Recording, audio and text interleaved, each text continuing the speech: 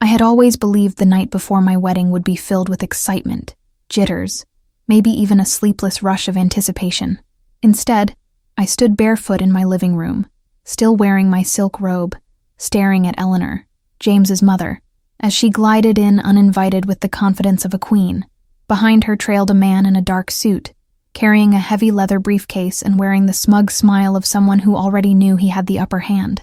"This won't take long," Eleanor said, her voice sharp as a blade. "Just a simple formality before tomorrow." My pulse drummed in my ears as she laid a stack of papers on the coffee table, the official seal of a notary gleaming under the lamplight. It felt like the walls around me shrank, trapping me in the suffocating scent of her overpowering perfume. She didn't ask if she could sit.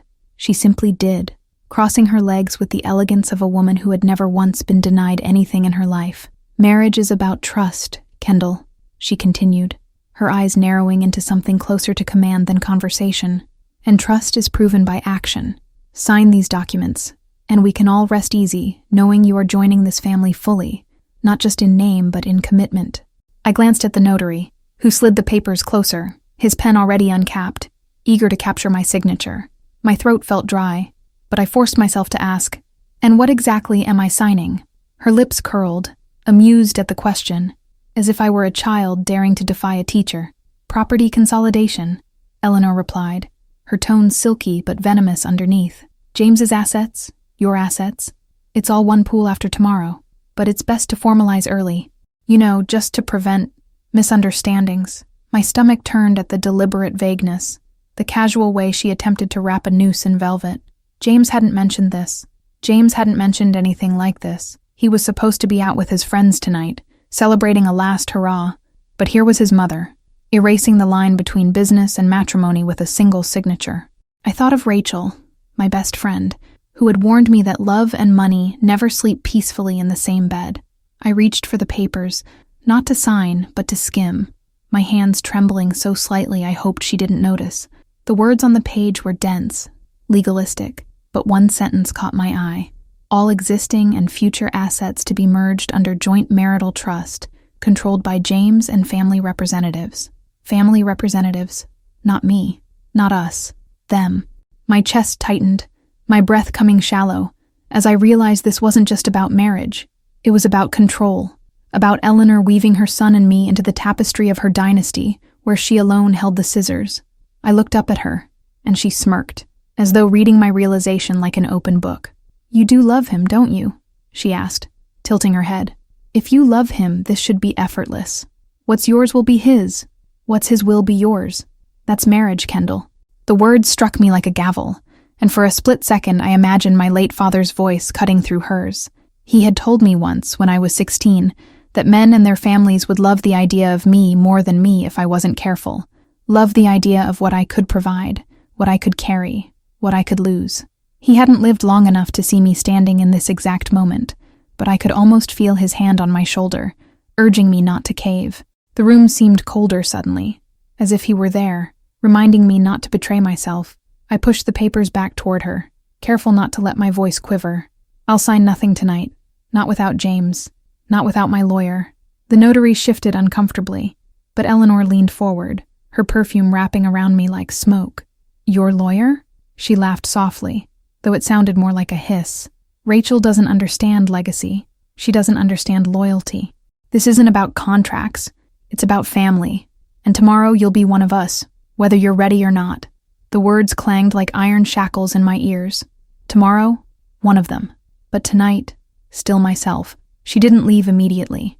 Instead, she sat in silence, her gaze drilling into me with calculated patience, as if waiting for me to break under the weight of her stare. My robe felt thinner with every passing second, my skin prickling with sweat. I tried to picture James's face, his smile, the way he had once whispered that he didn't care about money, that he only wanted me. But now that image wavered like smoke in wind. Did he know she was here? Did he approve of this ambush? Or was I being tested, measured, weighed like livestock at auction? The questions dug deeper than the silence, leaving me raw and shaken. Finally, Eleanor rose, smoothing her dress with an almost bored gesture, as if I had merely delayed the inevitable. She turned to the notary, her voice low but clear. "We'll handle this tomorrow. She just needs time to come to her senses." Then she faced me again, her smile razor thin, her eyes glinting with certainty. Think it over, Kendall. A woman can either join the family willingly or be dragged into it by law. Either way, the outcome is the same. She walked out without waiting for me to answer, leaving the faint echo of her heels tapping against my hardwood floor. The door clicked shut, and I collapsed onto the sofa, my chest heaving with the weight of what had just happened. The papers still sat on the table, a viper coiled and waiting, and I wanted nothing more than to set them on fire. But beneath the rage, there was relief, a secret burning inside me that Eleanor knew nothing about. Just days before, with Rachel's guidance, I had already moved my assets offshore, locked away in accounts no one in James's family could ever touch. As long as I kept my silence, they would think I was vulnerable. They would never know the truth until it was too late. And yet, even with that safety net, I felt the ache of betrayal burrow into me like glass splinters. This was supposed to be my wedding eve, the threshold to something sacred. Instead, it had become a battlefield. The thought of standing across from James tomorrow, reciting vows, while knowing his mother had tried to trap me the night before, made my chest heavy with dread. I could already see the cracks in our union, and I hadn't even walked down the aisle yet. Tomorrow, the world would see me as Mrs. Kendall Harrington. But tonight, sitting in the shadow of Eleanor's ultimatum, I vowed silently that no one, not James, not Eleanor, not even love itself, would ever strip me of who I was again. I first met James on a day that didn't seem destined for anything at all. It was raining, one of those heavy Manhattan showers that blur the city into a watercolor of gray and silver, and I ducked into a coffee shop on Lexington to escape the storm.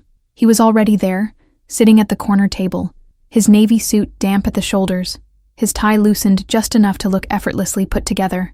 I noticed his watch first, a sleek Patek Philippe that shimmered in the low light, and then his eyes, blue like glass washed ashore. He looked up as though he had been waiting for me all along, and when he smiled, it was warm enough to cut through the chill outside. That's how it started. Not with thunder, not with grand fate, but with a smile over dripping umbrellas and steaming cups of coffee. James had an aura about him that seemed to bend space in his direction. He carried himself as though he had been groomed to belong anywhere, in boardrooms or bars, on yachts or sidewalks. Our conversation flowed so easily that first day it scared me. He asked questions that felt personal without being invasive, his curiosity framed as genuine interest rather than polite small talk. I told him about my work in asset management, about my father's passing, and the way it had shaped my obsession with protecting what people fight their whole lives to build. He listened intently, nodding, sipping his espresso, his gaze never drifting away from me. In hindsight, I wonder if that intensity was admiration or calculation.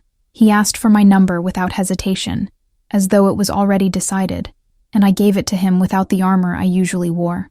By the time our first official date happened, I had already memorized his voice. He took me to a restaurant with floor-to-ceiling windows overlooking the river, and I remember thinking, this is what it feels like to step into someone else's story, someone who has always lived in a world of linen napkins and vintage wine lists. I told myself it wasn't the luxury that impressed me, but the way he leaned across the table when I spoke, as though no one else in the room mattered, and for a while, I believed it. It didn't take long for the red flags to appear, though at first they felt more like quirks. James had a way of steering conversations back to his family, always framed in glowing terms. His mother Eleanor, the matriarch who had sacrificed everything for her children. His father Richard, the stern but brilliant man, whose empire James was destined to inherit. He spoke of them as though they were royalty, not flesh and blood. I noticed how his tone shifted whenever Eleanor's name came up, softened, reverent, as though she were less a parent and more a deity he couldn't disappoint. I laughed it off at first, charmed by his devotion. Only later did I realize devotion can also mean bondage. There was one dinner I still remember vividly. Eleanor invited us to her penthouse, and from the moment I walked in, I understood that James's confidence had not been self-made. It had been manufactured by her. The walls glittered with art so expensive it seemed unreal, but it wasn't the wealth that unsettled me. It was the way Eleanor observed me throughout the meal, her eyes sharp, her questions disguised as compliments. "You work in finance? How practical," she had said, her smile never reaching her eyes. "James needs a woman with both brains and polish." I smiled back, though my hands curled under the tablecloth. In that moment, I realized I was being measured, not welcomed. James brushed off my unease when we left. "She's just protective," he explained, kissing my hand as though it would wipe away the sting. "She wants the best for me. She'll love you in time." But love, as I later discovered, was not what Eleanor had in mind. Approval, maybe. Acceptance, possibly. But unconditional love? That was reserved only for James, her golden son, her investment in flesh. Still, I wanted to believe him. I wanted to believe that a man who looked at me with such intensity couldn't possibly be the puppet of someone else's design. Hope is a dangerous currency. It makes you ignore the fine print. Rachel was the only one who voiced her doubts. My best friend since college. She had an instinct for reading people, and she didn't bother sugarcoating her opinion. "He's charming, Kendall," she told me one night over wine. "But so are magicians. You're smart enough to know tricks when you see them. Don't confuse attention for authenticity." I laughed, waved her concerns away, but her words burrowed deep. Still, every time James wrapped his arms around me, every time he whispered that I was the only one who ever made him feel seen, those doubts melted like ice under fire. It's terrifying how quickly love can make a skeptic into a believer. And so, what began with rain and coffee soon escalated into weekends in Montauk, whispered promises under hotel sheets, and a proposal delivered on bended knee beneath a cascade of fireworks at Eleanor's annual summer gala. Everyone applauded, champagne glasses lifted in unison, Eleanor smiling as if she had orchestrated it all. I remember trembling with joy, with disbelief, with the overwhelming sense that my life had changed forever. What I didn't know then was that the proposal wasn't just a promise of love, it was the opening move of a larger game. A game Eleanor had been playing long before I ever walked into that coffee shop on Lexington Avenue. From the outside, our relationship looked flawless, a glossy magazine spread of wealth and affection. But beneath the surface, tiny cracks began to show. At first, they were barely noticeable. Offhand remarks from Eleanor, controlling tendencies disguised as tradition, James's subtle deference to his mother's every whim. It started with wedding planning, flowers, guest lists, venues. Eleanor insisted on being involved in every detail, her voice overpowering mine, her preferences disguised as helpful suggestions. When I objected, James would gently side with her, telling me not to take it personally, that his mother just wanted to ensure everything was perfect. But perfect for whom? The more Eleanor inserted herself, the less I recognized the wedding as mine. I remember the day Eleanor dismissed my choice of venue outright. I had chosen a quiet estate upstate, surrounded by gardens and old oak trees, a place that felt intimate and real. She frowned as though I had suggested a warehouse. "Too modest," she said crisply, sipping her wine. "James deserves something grander, something befitting his name. The Ritz will do." James squeezed my hand under the table, a silent plea not to argue, but my chest burned with humiliation. I felt like a guest at my own wedding, reduced to someone who merely nodded while the stage was set for Eleanor's showpiece. That was the first time I realized I was marrying not just James, but his entire family's legacy, and Eleanor was the one holding the script. The cracks widened when financial discussions entered the picture. James casually suggested merging our accounts after the wedding, framing it as a gesture of trust, of partnership. But I felt a knot in my stomach, a resistance born not of selfishness, but of instinct. My work in asset management had taught me too many lessons about vulnerability, about what happens when love blinds you to power. I suggested a prenuptial agreement, thinking it practical, even protective. James laughed, dismissing it as unnecessary, his pride pricked by the implication. But when Eleanor heard about it, her reaction was far sharper. "A prenup?" she said, her eyes narrowing like a hawk's. "So you don't trust my son?" It wasn't a question. It was an accusation. Rachel's voice echoed in my mind after that. She had warned me about Eleanor's control, about James's inability to stand apart from her shadow. "Don't let them corner you," Rachel insisted when I confided in her. "You have to protect yourself, Kendall. They won't think twice about protecting themselves." But love, or what I thought was love, had its own gravitational pull. I wanted to believe James was different when it was just the two of us, stripped of Eleanor's influence. And sometimes, he was. He'd whisper his dreams to me late at night, talk about wanting freedom from expectations, about building something of our own. Those moments made me hold on, even when the warning signs screamed louder each day. There was one night when I tested him, gently, to see where his loyalties truly lay. I asked if he'd ever consider moving far from New York, starting fresh somewhere far from his family's empire.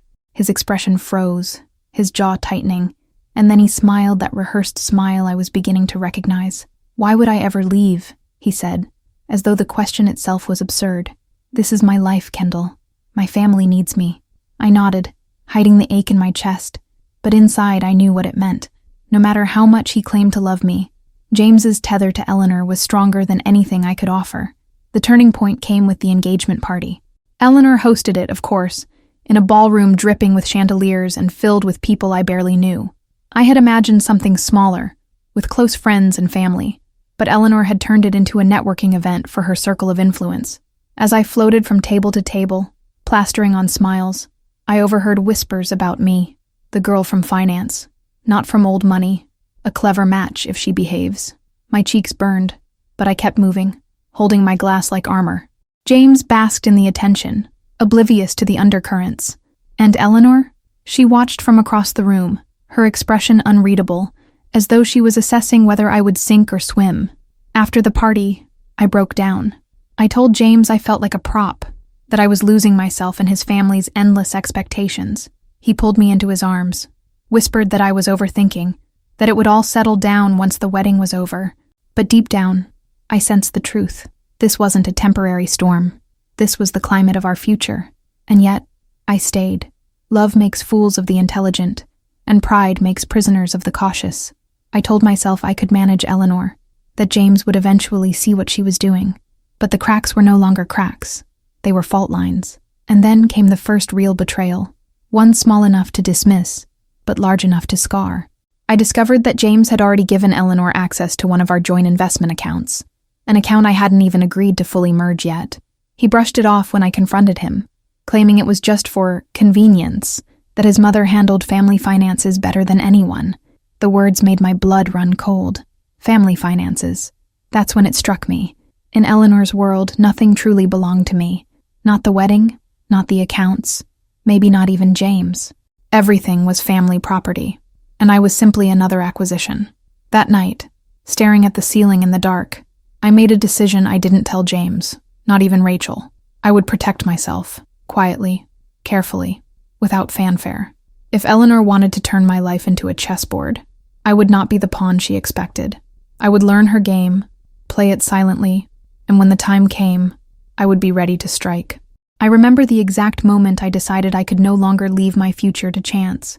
It wasn't born from paranoia, but from clarity, a sudden recognition that love was not enough armor against the kind of power Eleanor wielded. She had the resources, the connections, and most importantly, the conviction that everything tied to her son belonged, by extension, to her. That phrase still rang in my ears, family finances, spoken so casually by James, yet cutting through me like glass. If James saw no boundary between us and his mother, what would happen once rings were exchanged and legal binds tightened? The thought made my chest tighten, but it also lit a fire in me. I would not be devoured. Rachel was the first person I confided in, though I didn't share all the details. Over coffee in a quiet cafe, I told her I needed to safeguard myself, that something about Eleanor's hold on James was dangerous. She leaned forward, lowering her voice. "You're not wrong. Families like theirs, Kendall, they see people as assets. Love is real for you, but for them, it's currency." Her words lingered in my mind long after. I knew she was right. Rachel had seen enough of the financial world to understand the ruthless way some families protected their empires. If I didn't act now, I would lose not just my independence, but my dignity. I began quietly moving pieces of my life into safer places. Offshore accounts weren't unfamiliar to me. I had helped clients set them up countless times, but doing it for myself, in secret, felt like crossing a forbidden line. Each wire transfer, each new holding established, was both a betrayal and a lifeline.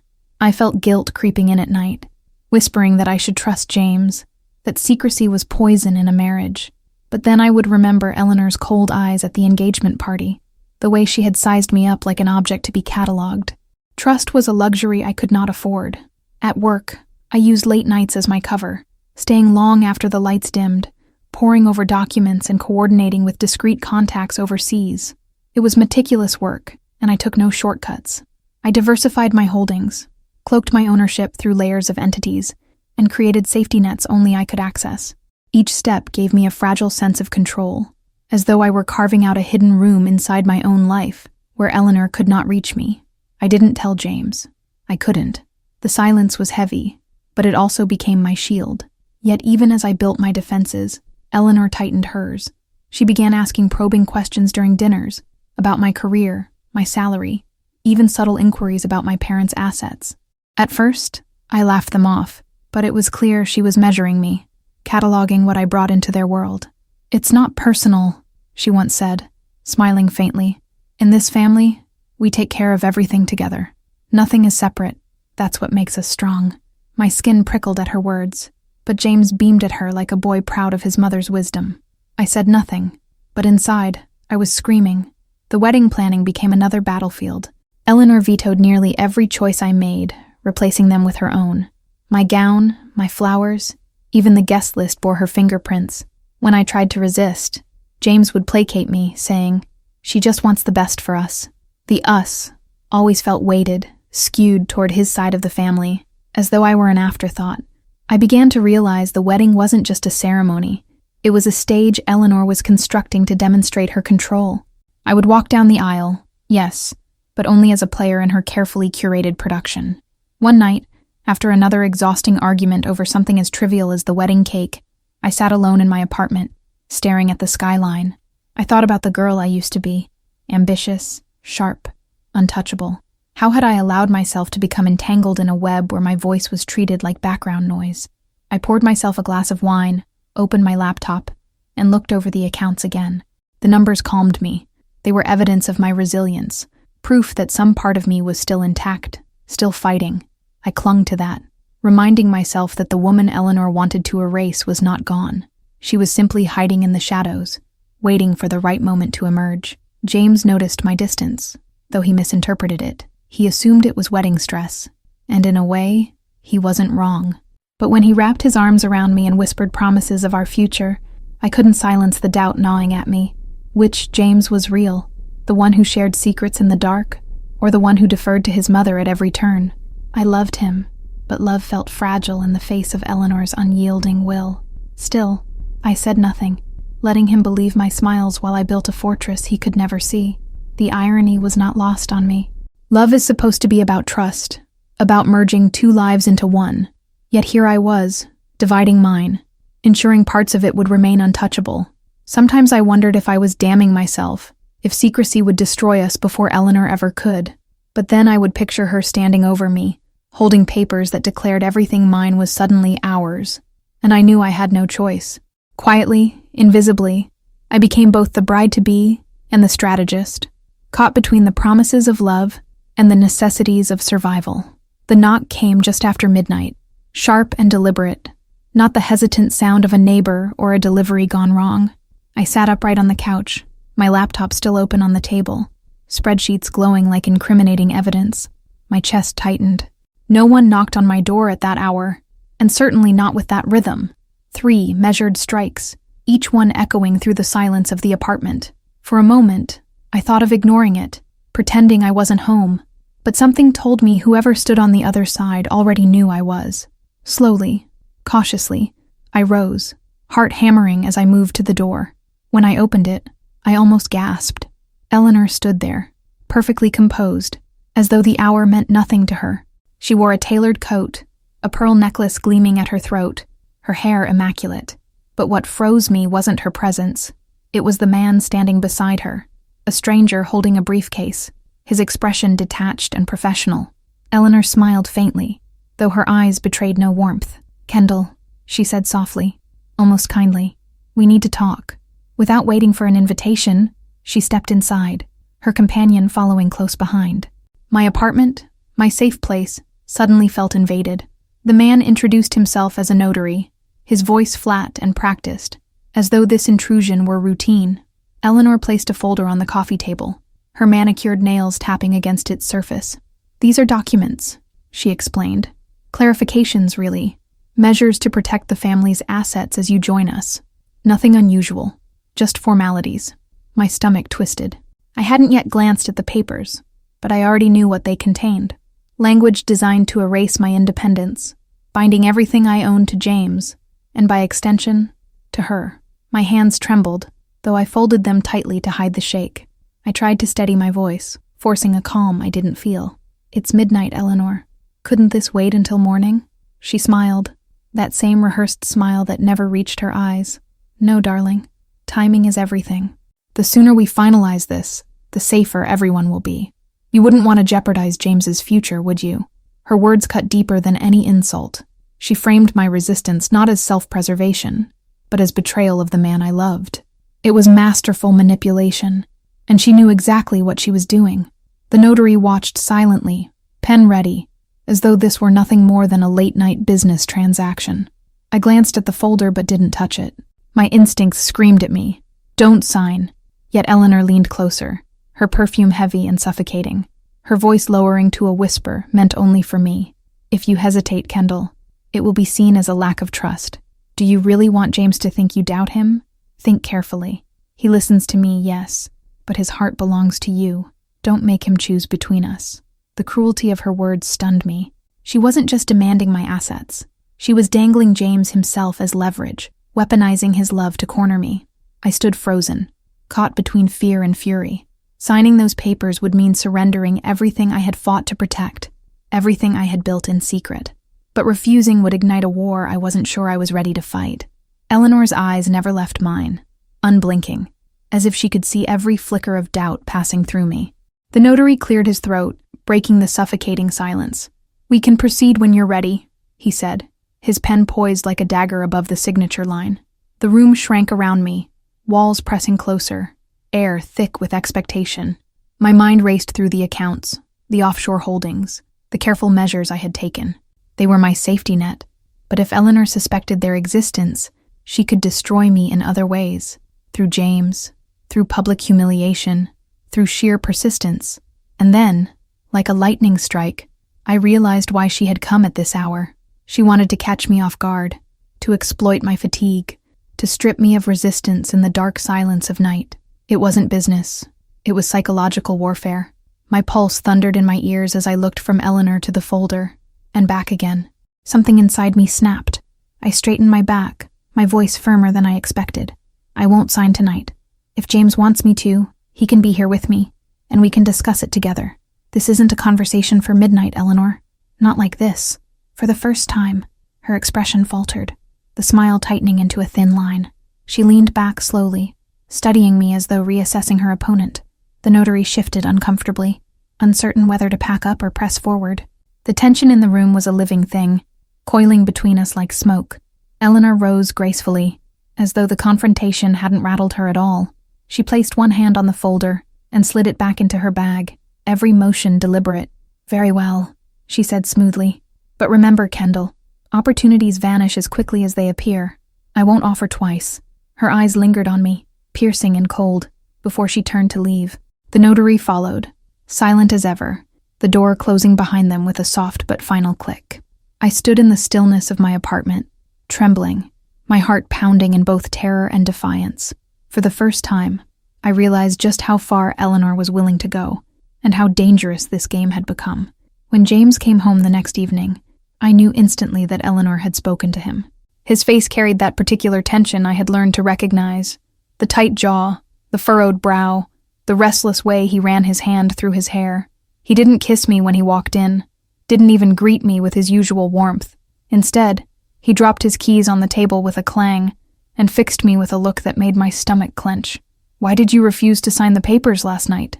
His voice was measured, but beneath it simmered a storm.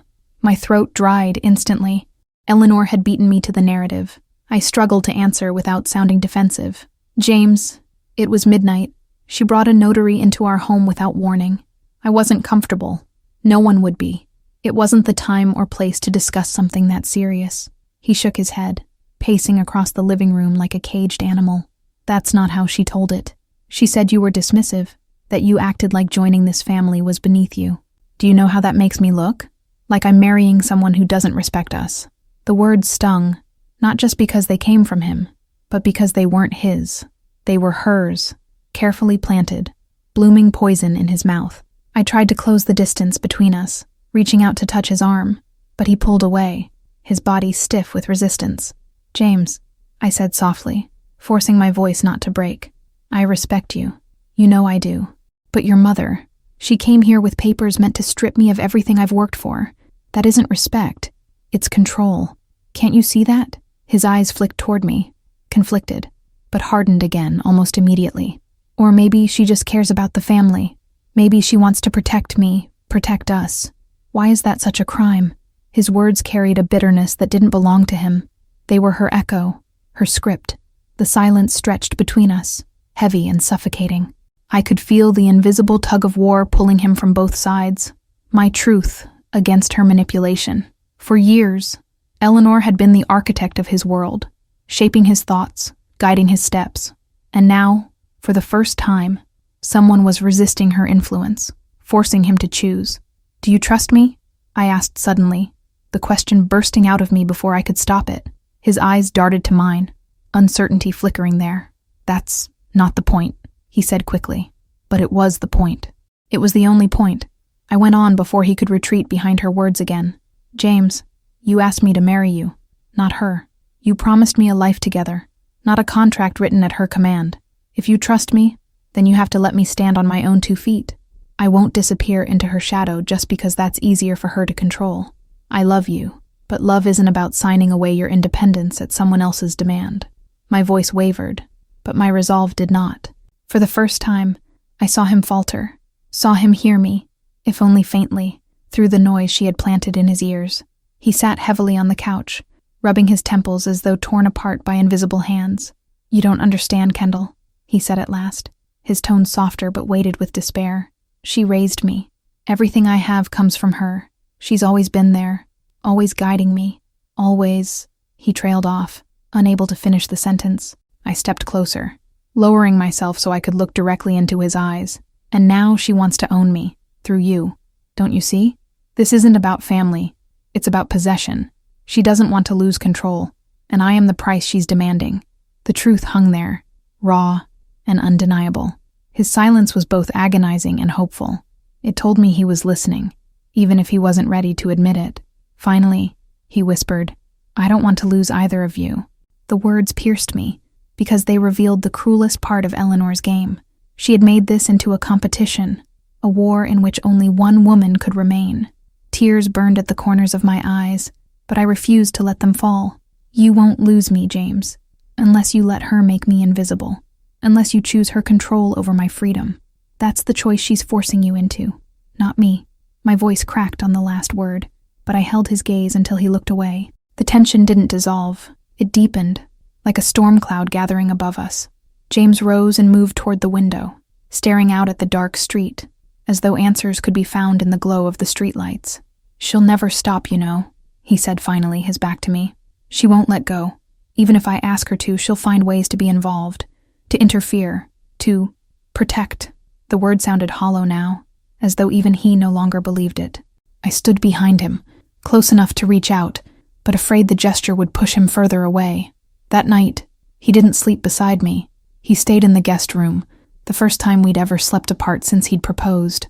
I lay awake staring at the ceiling, every sound amplified. The tick of the clock, the hum of the refrigerator, the emptiness of the space where he should have been. Eleanor had driven her wedge cleanly and precisely, and it was working. But even as fear pressed down on me, a fiercer emotion rose in my chest. Resolve. She thought she could corner me, isolate me, weaken me through James. She was wrong. This was only the beginning of my fight. The invitation came in the form of a beautifully embossed card, delivered by hand, as if we were royalty summoned to court.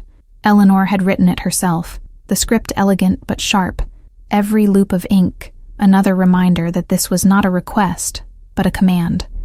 "Family dinner," it read, "an important evening for our future." James looked at me with pleading eyes, begging silently for my cooperation. My chest tightened. I knew exactly what this was, an ambush, carefully staged under the guise of tradition. But refusing to attend would only hand her more ammunition.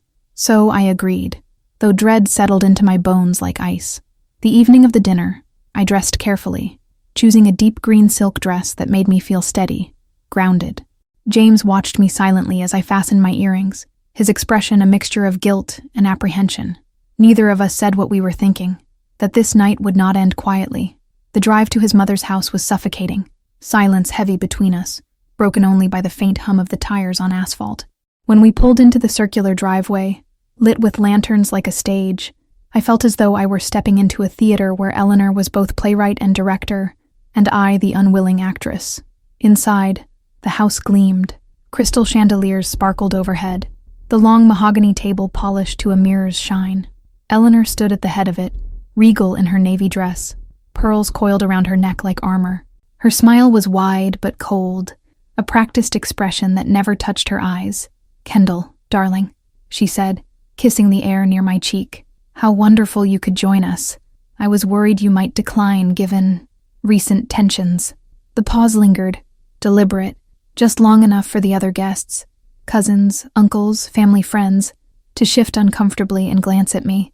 Her theater had its audience. Dinner began with forced pleasantries, silverware clinking against china, laughter too rehearsed to be genuine. Eleanor dominated the conversation, weaving stories of James's childhood, of sacrifices made, of a family legacy built with hard work and loyalty. Each anecdote was a reminder that she had constructed the world he lived in, and by implication, the world I was entering. I smiled politely, contributed where I could, but every word felt like walking through a minefield. James sat beside me, tense, his hand occasionally brushing mine under the table, a small, fleeting reassurance that he saw my discomfort, but could not shield me from it. The ambush came during dessert. As servants placed delicate creme brulees before us, Eleanor tapped her spoon against her glass, the crystalline chime commanding silence.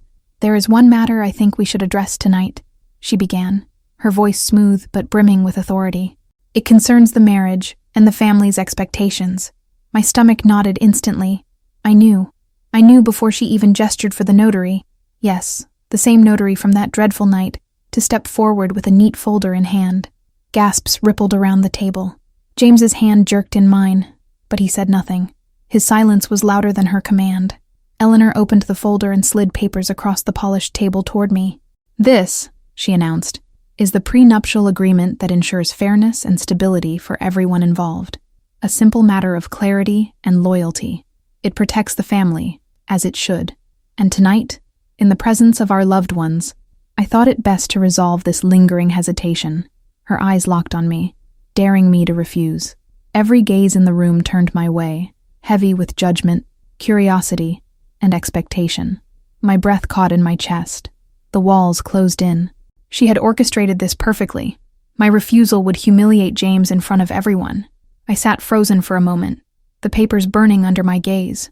My heart thundered, but my mind sharpened.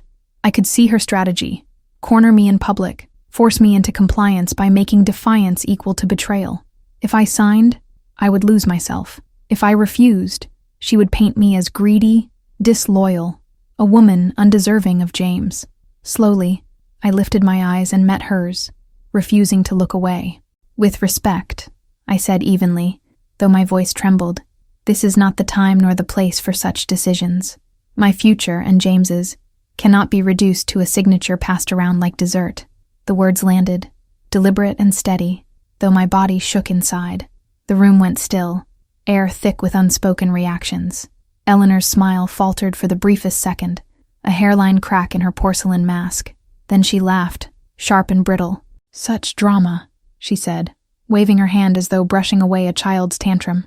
"I merely thought transparency was best, but if Kendall prefers secrecy, well, perhaps that speaks for itself." Murmurs rose among the guests, some sympathetic, others suspicious. I felt their eyes piercing me, dissecting me, weighing my worth. And there sat James, silent, his lips pressed into a thin line, his shoulders tense, betraying nothing.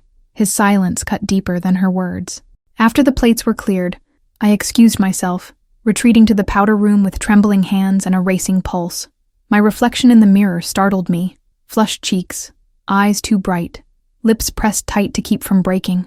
I had stood my ground, but the cost was clear. Eleanor had set the stage, and James had not defended me. For the first time, I wondered if he ever would, or if, in the quiet of his heart, he agreed with her. When I returned, dinner had dissolved into small talk, the tension buried but not gone. Eleanor's eyes found mine across the room, glinting with triumph. She hadn't won yet, but she believed she would. After that dinner, something inside me shifted. Eleanor's attack had been too polished, too rehearsed, to be just about control. She wasn't only protecting James, she was protecting herself, or something buried in the foundation of her empire. I couldn't sleep, my thoughts circling like vultures around the same questions. Why the notary? Why the theatrics? Why now?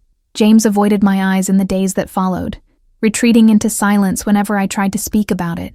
I felt alone in a storm, but solitude sharpened me. If he wouldn't give me answers, I would find them myself. And so, quietly, I began to dig. I started in Eleanor's library under the pretense of helping her reorganize the shelves while she was out hosting one of her charity luncheons. The room was vast, lined with leather-bound volumes, ledgers, and carefully labeled boxes of archives. I traced my fingers along the spines until one, a plain black ledger tucked almost out of sight, caught my attention. Inside, the pages weren't filled with literature, but with transactions, numbers, and names. Donations, loans, silent partnerships with companies that whispered of corruption. Buried in the neat handwriting were entries under James's name, made years before he was old enough to sign a check. Eleanor had been funneling assets through her son, using him as a shield. My stomach dropped. That night, I confronted James with the ledger, sliding it across our kitchen table like evidence in a trial. He stared at it, then at me, his face pale, lips parting as though words might come. But they didn't, not immediately. When he finally spoke, it was quiet, as though the walls themselves might be listening. "I've known," he admitted. The words cut me open. He confessed he had discovered fragments years ago, but had chosen silence, telling himself it was loyalty, duty, survival. "She built everything," he whispered, his voice breaking. "If I turned against her, I'd have nothing." His honesty hurt more than lies would have. He was both victim and accomplice. I couldn't stop shaking. The pieces clicked together. The prenuptial agreement, the obsession with control, the public humiliation. It wasn't just about me. Eleanor needed to ensure I wouldn't stumble into her shadowy empire, wouldn't accidentally unravel the delicate web of secrets she had woven through James. Marriage wasn't a union in her eyes. It was a threat, an open door she couldn't lock without my compliance. The realization was both empowering and terrifying. For the first time, I wasn't just resisting her games. I was standing on the edge of exposing something that could destroy her. But James was unraveling in front of me. He sank into a chair, his hands buried in his hair, repeating the same phrase like a prayer. "You don't understand, Kendall. You don't understand." And maybe I didn't. Not fully.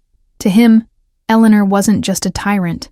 She was the architect of his life, the one who had given him privilege, opportunity, and chains disguised as inheritance. He was terrified, not just of her, but of the possibility that stepping away from her meant stepping into nothing.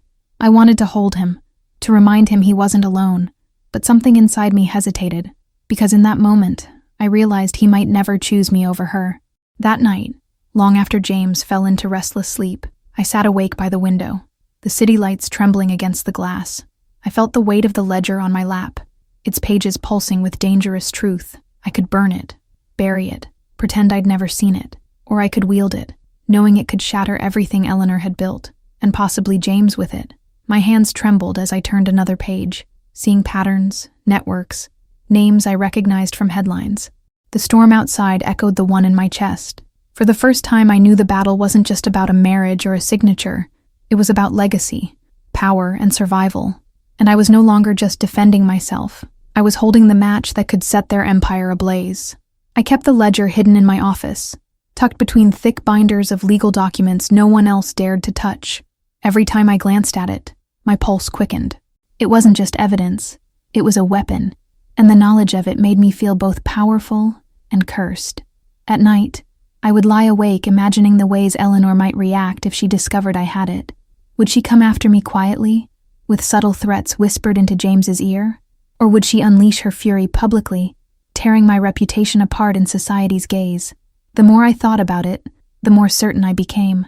Silence was more dangerous than action. If I wanted to survive this family, I needed to use what I had. James, meanwhile, was crumbling. I watched him shrink into himself day by day, His shoulders hunched as though invisible hands pressed him downward. He stopped going into the office, stopped answering calls, stopped laughing altogether. Sometimes I would find him sitting in the dark, staring at nothing, as though the weight of his mother's expectations had hollowed him out. When I tried to reach him, he recoiled, muttering that I didn't understand. He loved me. I knew he did. But his love was shackled to a lifelong dependency he couldn't sever. It was like being married to a man whose soul belonged to someone else, and every attempt I made to free him only drove him further into silence. The breaking point came on a rainy Wednesday afternoon. I had arranged a quiet meeting with a lawyer I trusted, sliding photocopies of the most damning pages across his desk. His eyes widened as he scanned the numbers, his pen tapping nervously. "Kendall," he said gravely, "if this is accurate, Eleanor isn't just hiding money. She's laundering influence. Political, corporate, international. Exposing this could shake more than her empire. It could ruin James, too." I left that office with my stomach knotted, torn between justice and destruction. Could I really strike a blow that would expose Eleanor but also devastate the man I loved? Or had Eleanor engineered it so that punishing her would always mean punishing him?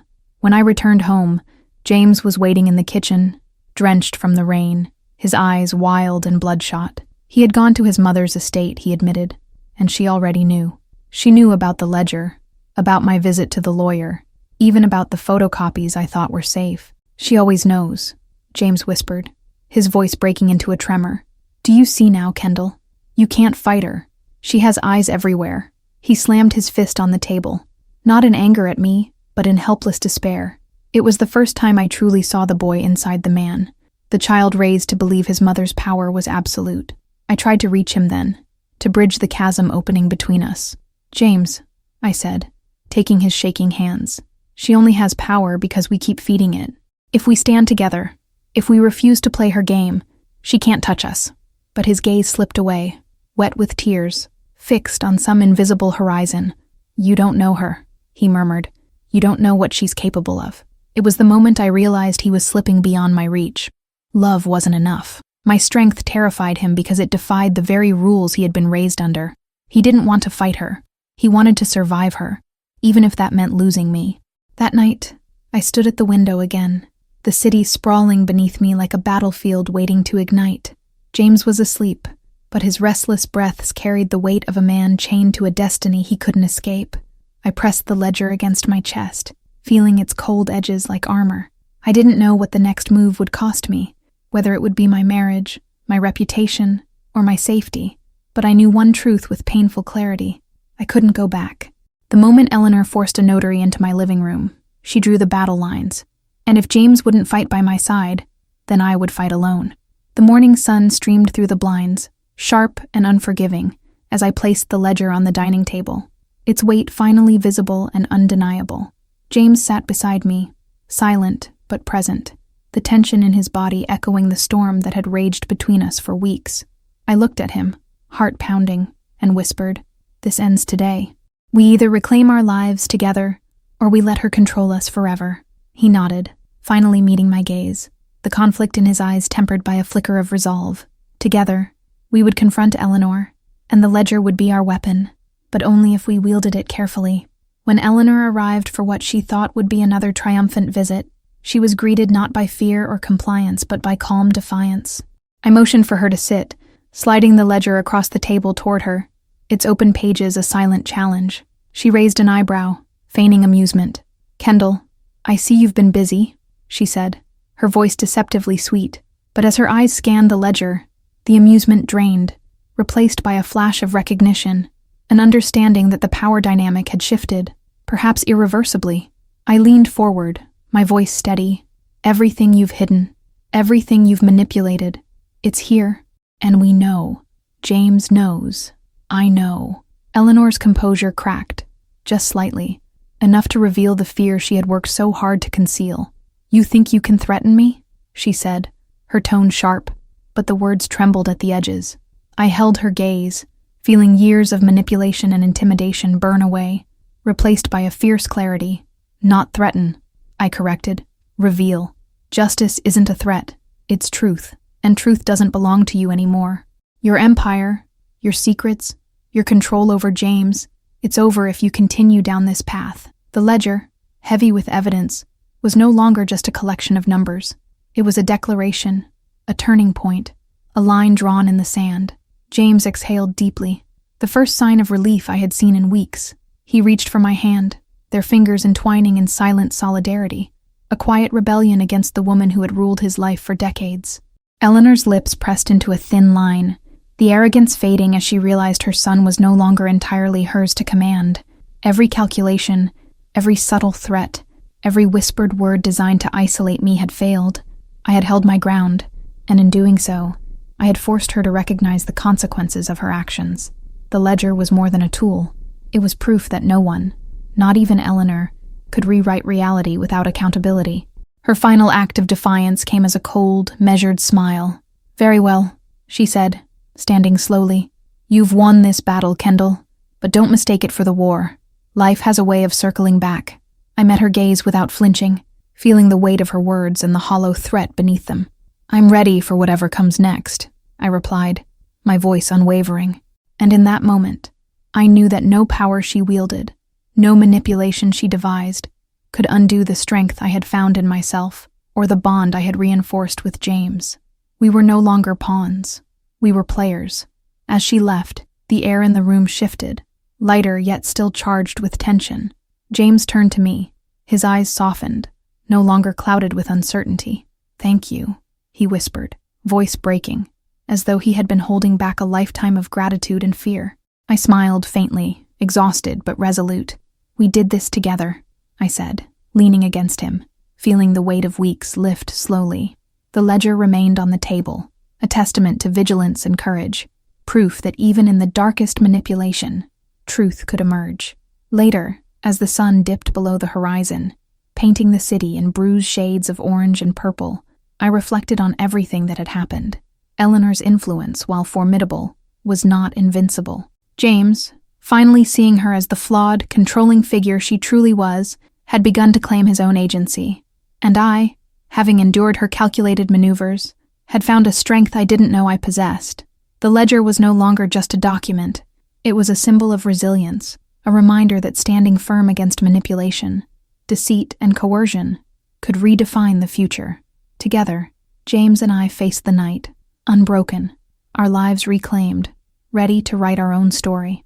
If you were captivated by Kendall's story, don't forget to subscribe to our channel for more unbelievable tales of courage, twists, and survival. Hit the bell so you never miss the next shocking story.